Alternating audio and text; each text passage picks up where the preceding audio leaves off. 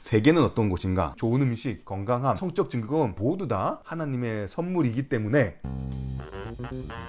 저는 밴쿠버 기독교 세계관 대학원에서 일하는 전성민이라고 합니다. 구약을 조금 더 살펴보면서 그곳에서 세계관적인 질문들에 대해서 어떤 답변들을 우리가 얻을 수 있는지 한편 살펴보면 좋겠다. 이안 프로방 교수님의 책을 많이 참고했음을 미리 말씀드릴게요. 세계는 어떤 곳인가? 또 어떤 공동체의 이야기를 듣고 사느냐에 따라서 우리의 세계관이 만들어지는 것을 볼 수 있습니다. 그렇다면 창세기는, 성경은 이 세상이 어떤 곳이냐라는 질문에 관해서 어떤 이야기를 들려주고 있는지 저희가 함께 살펴보았으면 좋겠습니다. 특별히 창세기 1장 1절이 그 대답에 가장 중요한 기초를 놓고 있지요. 태초에 하나님이 천지를 창조하시니라. 먼저 천지라는 단어가 있지요. 천지는 문자적으로 하늘과 땅이죠. 이게 하늘과 땅이라는 두 가지를 이야기하는 것이 아니라 하늘과 땅이라는 양쪽 끝에 있는 것을 언급함으로써 그 사이에 있는 모든 것을 지칭하는 표현인 거죠. 그러니까 창세기 1장 1절은요. 하나님이 만들지 않으신 것은 없다. 모든 것은 다 하나님의 피조물이다 라는 것입니다. 누군가가 창조했다라는 것이죠. 그리고 이 창조를 당한, 피조된 것은 시작이 있는 거죠. 하나님께서 창조하셨으니까 그 창조 때부터 이것이 존재하게 된 시작이 있습니다. 하나님이 창조하신 세상입니다. 근데 이 하나님은 어떤 하나님이신가요? 창세기 1장 2장을 보시게 되면 말씀하시는 하나님이십니다. 그리고 자신의 형상이신 사람을 포함해서 무언가를 만드시는 하나님이시고요. 창세기뿐만 아니라 쭉 이어지는 구약 성경을 통해서 우리는 이 하나님이 사랑하신 하나님, 또 때로는 분노를 표현하시는 하나님이심을 만나게 됩니다. 이것을 한마디로 정리해 보자면 인격을 가진 존재, 영어로 이제 person이라고 표현하죠. 인격을 가진 존재가 창조한 것이 이 세상이다. 그런데 이 세계가 참 질서 잡힌 세계이잖아요. 하지만 창세기 1장 2절을 보시게 되면 땅이 혼돈하고 공허하며 흑암이 깊음 위에 있고, 그러니까 이 질서 잡힌 세상이 항상 있었던 것은 아닌 거죠. 혼돈하다는 얘기는 거주할 수 없고 위험한 환경을 이야기하는 거죠. 신명기 32장 같은 데 보시면 광야라고 번역된 단어가 이 혼돈하다라는 단어입니다. 욥기 6장 18절에 삭막한 들이라고 또한 표현이 됐는데요. 혼돈한 곳인 거죠. 거주할 수 없는, 위험한, 틀이 없는 그런 곳을 이제 혼돈했다라고 이야기를 하죠. 공허하다는 것은 이제 텅 빈 걸 얘기하죠. 특별히 생명이 없는 모습입니다. 틀이 없고 위험하고 거주할 수 없는 곳에 생명이 없는 것은 당연한 자연스러운 모습이겠지요. 흑암이 깊음 위에 있고라는 표현이 있습니다. 여기 깊음과 어둠이라는 단어를 만나게 되는데요. 여기 어둠이 덮인 광대한 바다 같은 모습을 보게 됩니다. 살아가려면 땅에 발을 딛고 살아야 되잖아요. 물론 이제 물고기는 좀 다릅니다만 땅이 필요한데 지금 그렇지 않아요. 광대한 바다가 어둠에 덮여 있습니다. 이제 어둠이라는 것은요, 낮이 아니라 밤을 생각나게 하지만 그러한 물리적인 어두움, 환함 이런 것을 넘어서 생명이 아닌 죽음을 환기시키는 표현이지요. 질서가 없고 생명이 없는, 그것이 창조 이전의 모습으로 묘사되고 있습니다. 그런데 그 창조 이전의 땅을 하나님께서는 질서를 잡으시고 채우셔서 살 수 있는 곳으로 만들어 내시는 것이죠. 첫째 날부터 셋째 날은 가장 특징적으로 혼돈, 틀 없음, 무질서함 이것들을 다루시는 거죠. 그래서 구조를 만드십니다. 형태를 수여하시는 거죠. 빛과 어두움이 나눠지고 하늘과 땅이 나눠지고 땅과 바다가 나눠집니다. 게다가 밤조차도 이제는 낮과 조화를 이루는 밤이 되는 거예요. 아주 유용하게 되고 있습니다. 그리고 마찬가지로 바다 또한 길들여지고 쓸모있게 되는 거죠. 바다와 땅이 구별되어지고 이제 살 수 있는 땅이 됩니다. 넷째 날부터 여섯째 날은 공허함을 다루시지요. 이제 새로 창조한 것들을 창조한 공간에 이제 거주케 하십니다. 넷째 날 행성과 별을 만드셔서 하늘에 두시고, 바다 짐승과 새들은 하늘과 바다에, 그리고 땅의 짐승은 땅에 하나님께서 두십니다. 결국은 이 세상은요, 인격을 가진 창조주께서 질서를 부여하신 세상이라는 것이죠. 저희가 어린아이에서부터 어른으로 자라가면서 세상을 경험합니다. 근데 이 세상이 복잡해요. 굉장히 혼란스럽기도 하죠. 하지만 그 세상에는 근원적인 질서가 있다는 거죠. 그리고 그 근원적인 질서는 인격을 가진 창조주께서 주신 것입니다. 이 창조주께서는 사물이 어떻게 존재하는지 그 존재 방식을 만드셨던 것이죠. 거주지를 만드시고 1일부터 3일까지,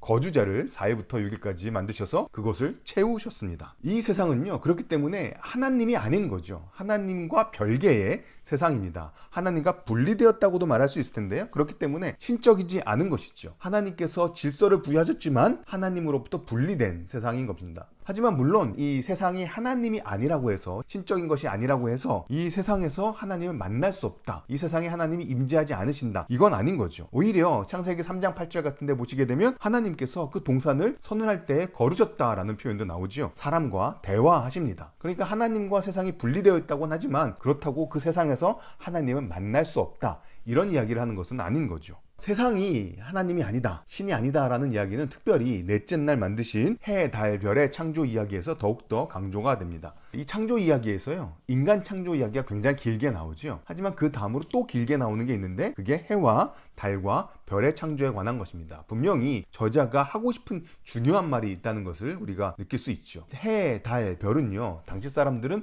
신으로 섬겼던 존재입니다. 하지만 그것들이 이 세상을 관리하는 신이 아니다라는 것을 강력하게 선언하고 있습니다. 그저 하나님의 피조물에 불과하다는 거죠. 이름도 안 불러줘요. 히브리어로 태양이 있습니다. 쉐메시고요. 달이 있습니다. 야레아인데요. 본문을 잘 보시면 하나님이 태양을, 달을 만드셨다라고 되어 있지 않고요. 큰 광명체를 만드시고 작은 광명체를 만드셨다라고 이야기가 나와요. 왜냐하면 해, 달이라는 히브리어 단어를 들으면 태양신과 달신이 연상될 법했거든요. 이름조차 신적인 연상을 일으키지 않게 하는 그런 방식으로 본문이 기록되어져 있습니다. 사실 지금은 저희가 태양이나 달을 신으로 섬기지 않잖아요. 하지만 잘 생각해보면 당시 사람들에게는 굉장히 중요한 존재였죠. 태양이 없으면 식물이 자라질 않아요. 그러니까 살아갈 수가 없는 거죠. 우리도 지금 무엇인가를 만족시키지 않으면 우리의 생존이 위협받는, 우리가 잘 살기 위해서 꼭 무언가 만족시켜야 되는 대상이 있다 생각하면 그것이 당시 옛날 사람들이 섬겼던 해와 달과 같은 지금 현대의 신,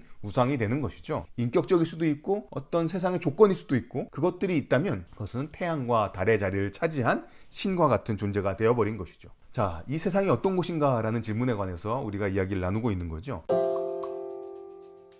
세상은 신이 아닙니다. 하지만 우리가 이 세상을 아무런 가치 없는 곳으로 대하는 것도 성경의 이야기에 부합하는 건 아니죠. 신은 분명히 아닙니다만 이 세상은 하나님이 만드신 신성한 피조세계라는 것입니다. 하나님은 자신을 피조물에게 알리시는데 이 세상을 통해서, 이 세상을 무대로 자신을 피조물에게 알리셨습니다. 이 자체 또한 존중하고 보호받아야 될 장소이지요. 그 자체로서 의미가 있는 피조세계이기도 합니다. 자, 이 세상이 신은 아니지만 신성하다라는 것들을 우리에게 알려주는 창세기 1장의 방식이 있는데요. 창세기 1장을 읽어보시게 되면 성전, 신의 집을 건축하는 것과 우주 창조가 굉장히 많은 평행을 이루고 있습니다. 첫 번째로는요, 창세기는 이 세상이 하나님께서 7일간 창조하신 곳이다 라고 이야기를 하잖아요. 저는 천지 창조의 기간이 물리적으로 7일이었다고 생각하지 않습니다. 지구 나이는 46억 년이 되었고 우주 나이는 138억 년이 된 거죠. 그런데 그렇게 생각을 하고 나니까요, 질문이 떠오르더라는 거죠. 왜 창세기 1장은 해필이면 이 우주 창조를 7일간 하셨다라고 묘사했을까? 7이라는 것이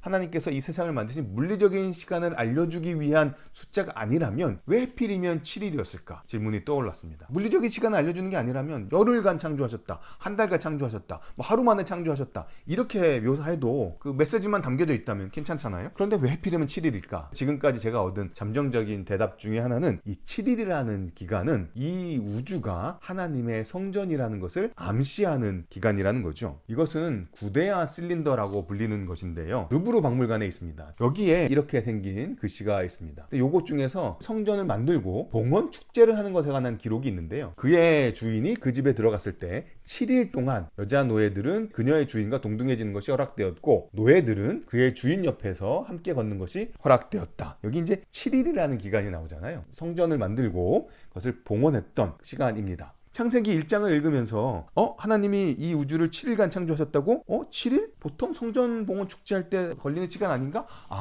이 세상은 하나님의 성전인가 보다 라는 생각을 할 수 있게 만드는 기간이라는 거죠. 그 다음에 창세기를 보시게 되면 바다가 있었는데 하나님께서 그것에 경계를 지으셔서 한 곳에 물을 모으셔서 유용한 바다를 만드셨던 거죠. 예루살렘 성전에도 보시면 바다가 있었습니다. 경내에 큰 놋그릇에 물을 담아놓고 바다라고 불렀죠. 소 12마리가 바치고 있는 거잖아요. 성전에 바다가 있습니다. 이 세상에 하나님께서 바다를 경계를 지으셨던 거죠. 두 개가 닮아 있죠. 태양과 달의 창조, 큰 광명, 작은 광명이라고 번역되어진 단어들이 있는데 이 단어들은요, 히브리어로 마오르라는 명사입니다. 이게 성막 안에 있는 빛들을 말할 때 이 마오레가 쓰였어요. 태양과 달을 마오르라고 부르는 것은 성전 또는 성막을 연상시키는 표현입니다. 그리고 창세기 2장 2절에 보시면 하나님께서 이 천지 창조를 마쳤다라는 표현이 나오고요. 출애굽기 40장 33절에는 성막 건설을 그쳤다라는 표현이 나오는데 그 표현이 히브리어로는 두 개가 똑같습니다. 이 유사점은 계속됩니다. 형상이 있는 거예요. 신전에는 그 신의 형상이 있었습니다. 그 신전의 주인의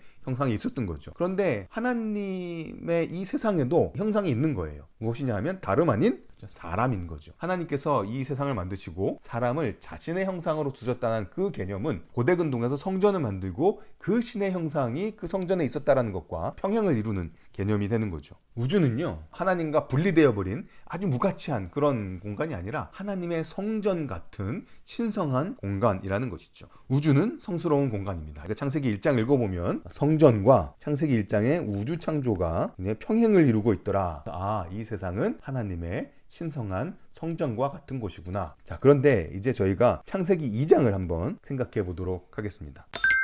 창세기 2장에는요, 이 동산이 나오죠. 2장은 동산의 은유, 동산이라는 메타포를 통해서 이 세상의 신성한 본질을 우리에게 알려주고 있습니다. 근데 에덴 동산, 사실은 문자적으로 정원에 더 가까울 텐데요. 이 에덴 동산, 에덴 정원에 관한 이해를 제가 조금 면밀히 살펴볼 필요가 있습니다. 일단 2장 8절에 보시면요, 여호와 하나님이 동방의 에덴에 동산을 창설하시고 그 지으신 사람을 거기에 두시느라 라고 되어 있잖아요. 이 번역 때문에 갖게 되는 몇 가지 그림이 있습니다.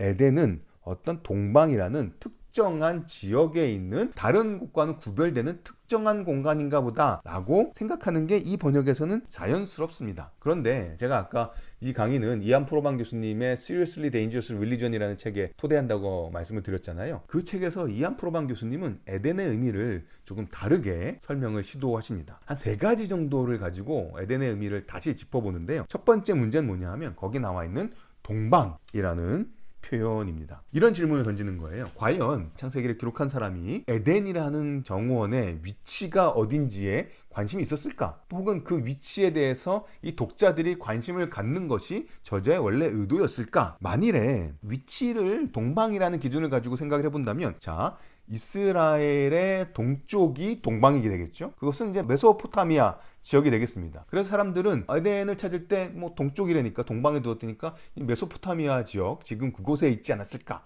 이런 추측들을 하는 거죠. 그런데 잘 보시게 되면 사람들이 에덴에 나가면 에덴의 동쪽을 갑니다. 영화 제목도 있죠. 에덴의 동쪽. 가인이 에덴에서 나가서 동쪽으로 갑니다. 그러니까 그 얘기는 그 세계 내에서는 에덴은 서쪽에 있어요. 그러니까 동방에 에덴을 두셨다는 표현은 우리가 좀 재고할 필요가 있는 게 아닌가. 두 번째는요, 우리가 에덴이라는 것이 땅이 전체가 있는데 그 중에 한 일부를 지칭하는 것이 아니냐라고 이제 저희가 생각해 왔잖아요. 이안 프로방 교수님이 굉장히 흥미로운 제안을 합니다. 에덴은 땅 전체를 표상하는 것이다. 자, 나름대로 이유가 있을 거잖아요. 자, 1장에서 사람은 전체 땅을 다스리는 소명을 받습니다. 그리고 이 전체 지구의 이 땅의 맥락에서 나무가 창조가 되죠. 그리고 그것에서 짐승, 새, 인간도 창조가 됩니다. 이게 1장의 이야기였어요. 근데 2장을 가시게 되면 2장에서도 이 모든 요소들이 반복이 됩니다. 나무 이야기가 나오고요, 짐승과 새들 이야기가 나오죠. 인간 창조 이야기도 또다시 반복이 됩니다. 그런데 이번에는 그 무대가 좀 바뀐 거죠. 아까는 이 전체 땅이라는 무대에서 벌어졌던 일들로 묘사되었던 반면에 지금은 정원이라는 맥락 안에서 1장의 이야기들이 어떤 면에서 다시 반복되고 있는 거죠. 그런 면에서 이안 프로방 교수님은 2장에 있는 이 에덴이라는 정원은 지구상 어딘가에 있는 것이 아니라 땅 전체를 대표하는 것 같다라고 제안을 합니다. 몇 가지 더 관찰들이 있는 거죠. 지금 2장 19절에서 20절을 보시게 되면 그 모든 짐승들의 이름을 짓잖아요. 그러면 모든 짐승들은 땅에 다 퍼져 있는 셈일 텐데 에덴이 특정한 공간이라면 이 땅에 퍼져 있는 짐승들이 다 에덴으로 와야만 했던 건가? 이런 질문이 떠오를 수도 있잖아요. 근데 그 질문을 답한 한 가지 방식 중에 뭐가 있냐면 에덴은 특정한 공간이 아니라 이 온 땅을 표상하는 것이다. 그리고 이 짐승들은 그 안에 다 있는 거다. 그리고 1장에서 하나님께서는 이 우주를 만드시고 거기에 사람이라는 자신의 형상을 두셨잖아요. 형상이 두어진 곳은 하나님의 성전인 온 땅이죠. 온 우주죠. 그런데 그 하나님의 형상인 사람을 에덴에 두셨다고 이야기하잖아요. 그러니까 이 에덴이 이 전체를 표상하는 것이 아니냐라고 다시금 생각을 해보는 것이죠. 그러니까 이 얘기는요, 이런 주장으로 이어지는 겁니다. 지금 창조 이야기가 1장에서 진술이 되었는데 2장은 창조 이야기를 다시 서술한다는 거죠. 창조의 이야기를 다시 서술함으로써 이 세상이 어떤 곳인지를 약간 다른 각도에서 설명해 준다는 거죠. 근데 그때 사용된 은유는 1장에서는 성전이었죠. 저희가 여러 가지 평행점을 찾았죠. 근데 그런 성전이 아니라 이번에는 정원이라는 은유를 통해서 이 우리가 살아가는 세상이 어떤 곳인지를 다시금 알려주고 있는 것이 아니냐라는 것이 이한 프로방 교수님의 제안입니다.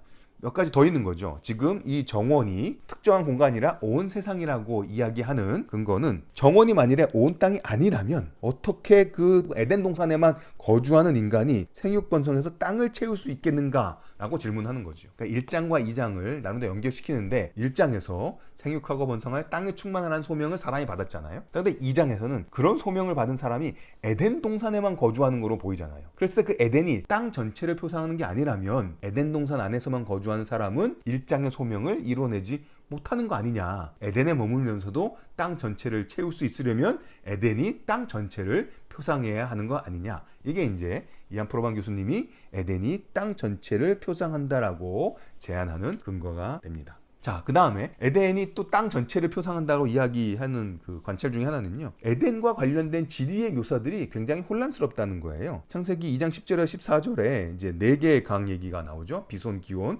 힛데겔, 유브라데. 근데 여기서 이제 힛데겔, 티그리스 강으로 보통 알려져 있죠. 그 다음 유브라테스 강은 알려져 있는데 나머지 비손과 기온 강은 도대체 어느 강을 이야기하는 거냐. 지금 이 지구의 특정한 공간을 지칭하려면 거기 관련된 강이 지금은 뭐냐? 라는 이제 질문에 대해서 답을 할 수 있어야 된다는 거잖아요. 그래서 여러 가지 제안들을 한다고 합니다. 인더스강, 겐지스강, 나일강, 그리고 거기에 나와 있는 하윌라는 아라비아 땅을 얘기하는 게 아니냐. 기호는 예루살렘 아래에 있는 기드론 계곡에 있는 샘을 얘기하는 거냐 등등의 여러 가지 제안들이 있는데, 이렇게 제안받았던 4개의 강이 한 군데서 발원하는 물리적으로 거의 불가능하다는 거잖아요. 그러니까 우리가 2장에서는 이 4강의 근원이 다 에덴에서 발원한다고 나오는데, 과연 물리적인 이 땅에 있는 어떠한 특정한 공간에서 지금 이 4강의 후보지로 여겨지는 강들이 한꺼번에 발원되는 것을 찾을 수 있겠냐. 그러니까 여기 에덴의 지리는 우리 실제적인 지리에 관한 것으로 보기 어렵다. 그렇기 때문에 이러한 관찰들의 토대에 볼 때 에덴이 지금 이 지구상의 어느 위치였었느냐 라고 물어보는 질문은 잘못된 질문으로 보인다. 그러니까 단순히 특정한 곳을 지칭할 수 없을 뿐만 아니라 에덴은 땅 전체에 대한 표상으로 보인다. 여기서 정원이라고 얘기 나오는 이 에덴 정원은 물리적인 지리와 관계된 것이 아니라 이 정원의 은유를 통해서 세상이 어떤 곳인지를 알려주고 있는 본문이 아니냐라는 것이죠. 자, 특별히 정원이라는 개념에 좀 집중해 봅니다. 고대 근동에서 이 왕이 거주하는 이 왕궁이 있는 곳은 왕궁만 달랑 있는 게 아니었거든요. 여러 그 건축이나 지형지물들이 하나의 단지를 이루고 있는데 거기에는 정원도 있었던 것이죠. 근데 왕은 고대 근동에서 신적인 존재로 여겨졌거든요. 그러니까 이 정원의 존재는 어떤 신적인 것과도 연관되는 것으로 보는 게 자연스럽다라는 것이죠. 정원은 신에게서 흘러나오는 풍요를 상징하고 또 신에게 드릴 예물이 만들어지는 그런 곳이라는 거죠. 고대 근동 사람들이 정원을 보면 어떤 생각을 했느냐라는 거예요. 정원은 신이 우리에게 주는 그 풍성함을 경험할 수 있는 곳이라는 거죠. 또한 그 정원에서 나오는 여러 가지 음식물들은 신에게 드릴 수 있는 예물이 되는 거죠. 그러면서 이 정원은 당시 고대 근동에 있어서 신과 관련된 이중적인 기능을 가지고 있었던 공간이다라는 것입니다. 자, 그러한 공간 개념 내에서 우리는 이 에덴 정원에 관한 이야기를 이해할 수 있지 않겠냐라는 것이죠. 창세기 2장은 세상의 특징을 정원이라는 것을 가지고 이야기하는데, 일단은 1장과 같은 이야기를 하고 있다는 거죠. 세상 전체는 성스러운 공간이다 라는 것을 이야기하는데, 이건 이제 1장의 주제잖아요. 그 동일한 주제를 이제는 성전이 아니라 정원이라는 침상, 이미지, 비유를 가지고 설명해내고 있다. 이 에덴 정원을 보시게 되면 거기도 다른 고대 근동의 정원 성전의 특징처럼 땅의 사방을 적시는 샘이 있었죠. 그리고 그곳에서 당시 고대 이스라엘에게 알려졌던 세계들이 언급되어지고 있습니다. 그리고 또 이제 아까 제가 1장에서도 예루살렘 성전과 이 우주를 비교를 했었잖아요. 가만히 보니까 예루살렘 성전도 이런 정원의 특징을 갖고 있더라는 것이죠. 열왕기상 6장에 보시게 되면 꽃과 종려나무들이 성전의 장식으로 언급이 됩니다. 그리고 에스겔서 47장이 새로 만들어진 회복된 성전에 대한 환상이잖아요. 거기서 흘러나오는 물이 있습니다. 그리고 그 물이 세상에 생명을 주죠. 물이 성전에서 흘러나와요. 물이, 강이 에덴에서 흘러나왔습니다. 출입구가 있습니다. 에덴도 동쪽에 출입구가 있었잖아요. 동쪽으로 가인이 나중에 나가게 되죠. 그리고 그 출입구를 그룹들이 지키는데요. 이러한 묘사들은 성전과 성막에 관련해서 나오는 그룹을 생각나게 만드는 거죠. 그룹들이 지켰다는 표현이 있잖아요. 성경에서 그룹이 지키는 또 다른 유일한 공간은 성막과 성전일 뿐입니다. 그룹이 에덴을 지켰다. 에덴에 가는 길을 지켰다. 에덴이 성전이야? 그룹들은 성전을 지키는 존재잖아. 에스겔서에 보면 열매들이 맺히죠. 역시 창세기 2장 9절에 에덴에도 많은 열매들이 있습니다. 그리고 하나님이 공급해 주시잖아요. 풍요로운 열매들과 많은 나무들이 있지요. 그야말로 이 정원은 자연의 풍요를 상징하는 것이죠. 고대근동에서 그 풍요로운 삶을 정원을 통해서 많이 표현해 냈었습니다. 그러니까 이러한 정원으로 표상되어지는 거룩한 성전과 같은 공간에 하나님께서 사람을 두셨다는 것입니다. 1장에서도 같은 일이 있었잖아요. 이 우주라는 하나님의 성전과 같은 곳에 자신의 형상인 사람을 두셨습니다. 그런데 2장에서는 1장과는 조금 다른 방식으로 사람의 소명을 이야기하고 있습니다. 2장 15절에 보시게 되면 이 에덴에 사람을 두신 이유는 경작하며 지키게 하기 위함이었다 라고 나옵니다. 이게 히브리어로는요, 아바드라는 동사, 이게 경작하다예요. 그다음 샤마르, 지키다라는 뜻입니다. 그런데 아바드하고 샤마르 한다라는 동사가 민수기 3장에서는요, 성막에서 제사장의 임무를 묘사하는데 그대로 사용되고 있습니다. 민수기 3장 7절에서 8절을 보시면 우리 번역에서는 지키다, 시무하다 라고 번역되어진 단어가 있는데 이것들이 히브리어로 샤마르, 아까 2장 15절에서 보았던 동사죠. 아바드, 역시 2장 15절에서 보았던 동사입니다. 지금 에덴 동산에서 사람이 하는 일을 묘사한 동사가 성막에서 제사장이 하는 임무의 동사와 같더라는 것이죠. 그 얘기는 이 세상에서 사람들이 하는 일은, 근데 이 세상은 하나님의 세상인 거죠. 이 세상에서 사람이 하는 일은 넓은 의미에서 신앙적인 일이라는 것이죠. 에덴을 경작하고 지키는 것은 하나님의 처소인 신성한 공간을 돌보는 것입니다. 그것을 창조하신 분을 위해서, 또한 그것을 창조하신 분을 대신해서 말입니다. 지금 저희가 성막과 정원의 관계를 계속 탐구하고 있는 거잖아요. 제가 그 관련들은 다른 본문에서도 계속 찾아집니다. 레위기 26장 11절에서 12절을 보시게 되면요, 이런 표현이 있거든요. 내가 내 성막을 너희 중에 세우리니 내 마음이 너희를 싫어하지 아니할 것이며 나는 너희 중에 행하여 너희 하나님이 되고 너희는 내 백성이 될 것이다. 그런데 여기 행하다라고 번역되어진 표현이 있는데요, 이게 창세기 3장 8절에서 바람이 불 때 동산에서 여호와께서 거니셨다라는 동사와 같은 동사입니다. 하나님께서 정원에서 거니셨던 것처럼 성막에서 그들 가운데 거니시겠다라는 얘기인 것이죠. 그러니까 창세기 1장이나 2장이나 이 세상은 신은 아니지만 신성한 곳이다 라는 이야기를 해주고 싶었던 거예요. 그런데 그것을 1장에서는 성전의 은유를 통해서, 2장에서는 정원의 은유를 통해서 알려주었다는 것이죠. 그런데 여기서 우리가 한 가지 더 짚고 가야 될 게 있는데, 그게 뭐냐면 고대근동의 배경에서 창세기 1, 2장을 읽었습니다만 그 읽었을 때 차이를 발견하게 된다는 거예요. 정원의 기능이 이중적이라고 말씀드렸죠. 신이 제공해주는 풍요함을 누릴 수 있는 곳, 하지만 동시에 신에게 먹을 것을 바칠 수 있도록 먹을 곳이 생산되어지는 곳이라고 얘기했죠. 그래서 고대근동에서는 신들을 위한 음식이 만들어지고 제공되었던 곳입니다. 그런데 창세기에서는요, 이 세상이 신을 위한 세상이 아니라 사람들에게 음식을 제공하는 곳이라고 이야기하고 있습니다. 게다가 길가메시 신화에서는요, 이런 신들의 정원에 사람들이 접근하지 못했습니다. 금지되었습니다. 그런데 창세기에서는 이 정원은 사람이 살아가는 곳이라고 얘기하고 있습니다. 함께 살아가는 곳이죠. 다른 피조민들과 또 하나님과 함께 살아가는 곳으로 이 정원이, 이 세상이 그려지고 있습니다.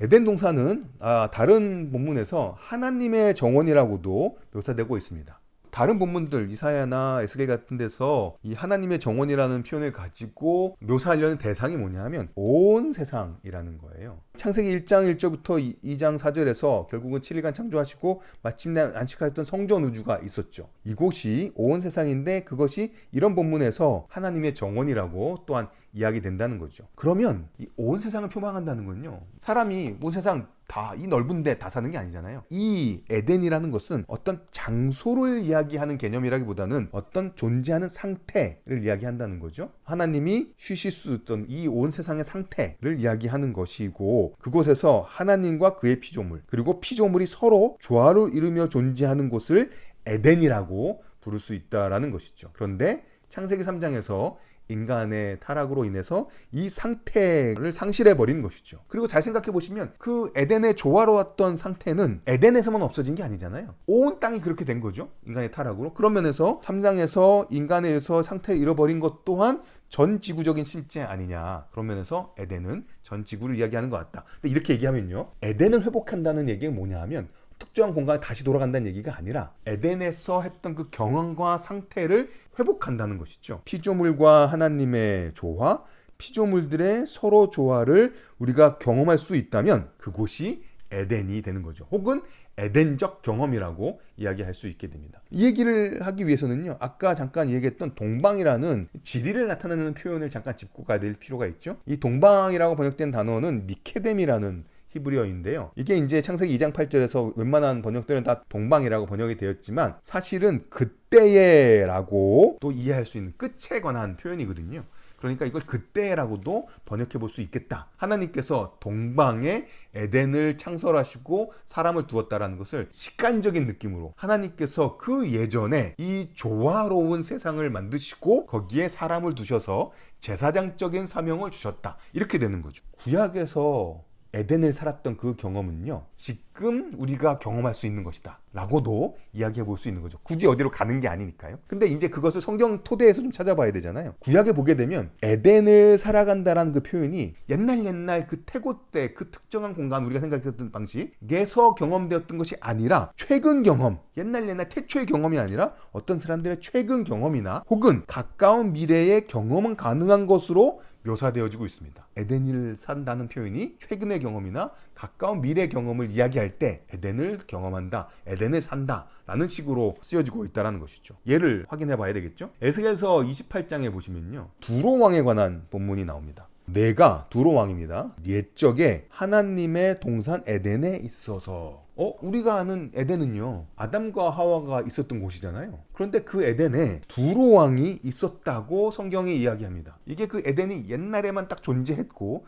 더 이상 접근하거나 살 수 없는 물리적인 공간이라고 생각하면 이 말씀이 이상한 말씀이 되는 거죠. 두로 왕이 에덴에 있었다고? 언제? 그런 적 없는데? 그런데 이 말씀을 받는다면 에덴에 있다라는 표현은 에덴적 경험을 했다라고 이해해 볼 수 있는 게 되는 거죠. 두로 왕의 같은 경우는 그의 불의가 드러날 때까지 에덴에 살았던 것으로 에스겔서 28장은 묘사하고 있다는 거죠. 가까운 미래에 에덴을 경험할 수 있는 것처럼 묘사된 본문이 있다고 말씀드렸잖아요. 이사야서 51장 3절에 보시면요, 나 여호와가 시온의 모든 황폐한 곳을 위로하고 그 사막을 에덴 같게, 물론 이제 같게라는 표현이 있어서 약간 차이가 있는 것처럼 느껴지지만 에덴 같은 경험을 할 수 있는 회복이 된다라는 거예요. 그게 머지않은 미래에 이스라엘 공동체가 경험하게 될 것이다 라고 말하는 거죠. 그리고 또 흥미로운 본문이 있는데 그건 아가서입니다. 아가서에 보면 남녀가 정말 참된 사랑과 친밀함을 경험하잖아요. 그야말로 이것은 정원 경험이라고 말할 만한 그런 친밀함이 되는 거죠. 그러니까 에덴 동산을 잃어버려서 더 이상 사람들은 그것을 지금 경험할 수 없다, 이게 아니라 아가서에 있는 남녀들은 지금 우리의 시대를 사는 사람들이잖아요. 그들이 참되게 조화롭게 사랑할 때 그들은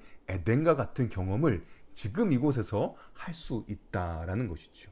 물론 이게 완전한 회복은 아니고요, 이제 부분적 회복이라고 표현을 했던 거죠. 당연히 완전한 회복은 우리가 마지막 새하늘과 새 땅에서 경험하게 되는 것인데, 그때까지 우리는 아무런 에덴적 경험을 전혀 하지 못하고 삭막하게 저주받은 것처럼만 살아가느냐? 그렇지 않다라는 것이죠. 여기 너희 중에 행하여라는 표현을 저희가 봤었잖아요. 그러니까 이 성막은 에덴을 상기시키는 공간이 되는 거죠. 그런 면에서 창세기 3장에서 상실된 것이 어느 정도 성막에서 회복되고 있습니다. 하나님이 그곳을 거니시고 계시니까요. 그러니까 이 얘기는 우리로 하여금 에덴은 장소가 아니라 경험이라는 것을 알려주고 있고, 그 경험은 다름 아닌 하나님과 창조 세계가 바른 관계에 있는 경험이다. 그런 면에서 에덴은 지금 이 세상에서 완전히 상실된 것이 아니라 어느 정도까지 여러 가지 방식으로 우리가 경험할 수 있다는 것입니다. 그러니까 우리가 살면서 에덴을 경험할 수 있다는 거예요. 그리고 경험을 우리가 추구할 수 있다는 것이고요. 그리스도 안에서 그 에덴적 경험을 우리는 한다. 지금 잘 보시면 우리가 성전에 들어가서 하나님을 뵙는다라는 표현들을 하잖아요. 에덴의 입구를 그룹들이 지켰었죠. 그런데 우리는 지금 성전의 비유를 쓸 때는 성전 입구를 지키는 그룹을 지나서 하나님을 만나러 들어간다라는 얘기를 하잖아요. 그런 것처럼 에덴을 지켰던 그 그룹을 지나 에덴적 경험을 우리가 할 수 있다라는 것이죠. 성막과 성전 모두가 다 하나님께서 창조하셨던 선하고 질서 잡힌 세상을 작게 표현했을 뿐만 아니라 우주 전체를 표상하는 것이라고 제가 읽을 수 있는 거죠. 우주 전체가 성스러운 성막과 성전 같은 공간인 거죠. 우리가 성전과 성막 그리고 그리스도 안에서 하나님의 임재에 나아간다면 그 하나님의 임재 경험은 우리가 에덴적 경험이라고 이야기할 수 있다는 것이죠. 예로 아까 아가서에 보았던 것처럼 남녀관계가 깨져버렸습니다. 창세기 3장에서 그것이 묘사되지요. 하지만 저희는 그 인간 사이의 친밀함을 지금 어느 정도까지 여러 가지 방식으로 경험할 수 있다는 것이죠. 게다가 우리가 그리스도 안에서 새로운 창조를 경험한 새로운 피조물이라면 이것은 우리에게 멀리 나중에만 약속된 것이 아니라 지금 여기서 우리가 누릴 수 있는 선물과 복으로 제시되고 있다는 것입니다. 이 세상이 하나님과 조화로운 관계의 경험을 누릴 수 있는 세상이라는 거예요. 이 세상은 마지막 그 날이 올 때까지 버티고 버텨야 되는, 빨리 벗어나고 싶은 그런 공간이 아니라 하나님께서 이 성전처럼 성막처럼 에덴처럼 지으셨고, 비록 우리가 부분적으로 상실했지만 그리스도 안에서 지금 누릴 수 있는 그런 공간이다.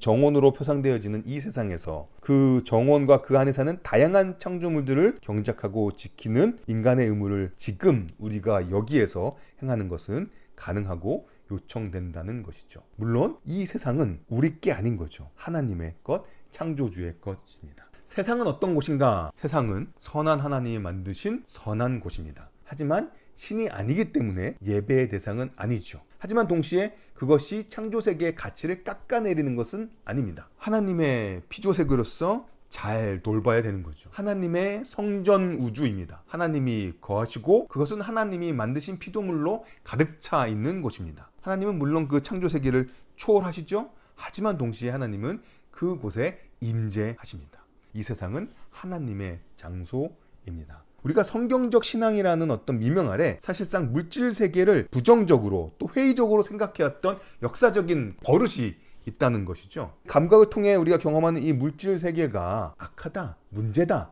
라고 생각해 왔다면 그것은 지금 우리가 확인했던 창세기 1장, 2장, 3장 또 성경의 다른 본문들에 근거한 판단이 아니라 다른 세계관, 물질적인 것들은 악하다, 물질적인 것들은 가치 없다, 물질적인 것들은 그저 껍데기에 불과하다, 영혼의 감옥이다 라고 생각했던 다른 세계관들의 영향 때문에 이 물질 세계에 대해서 우리가 선하게 하나님의 것으로 이렇게 인정하고 누리지 못했다라는 것이죠. 사실 진짜 성경은, 히브리적 사고는 이 세계는 극복해야 될 문제도 아니고 하나님의 실수도 아니고 인간을 묶어놓는 것도 아니고 환영도 아니고, 그리고 여기서 우리가 누리는 어떤 기쁨 같은 것들은 잠시 영혼을 붙잡기 위해 설치된 덫과 같은 것도 아니라 진짜로 이 세상은 놀랍고 멋진 곳, 좋은 곳으로 창조된 것이라는 거죠. 모든 피조물들이 번성하기에 참으로 선하고 좋고 아름다운 장소가 이 세상이다. 그래서 시편 91편 1절은 이렇게 노래합니다. 하늘이 하나님의 영광을 선포하고 하나님의 영광을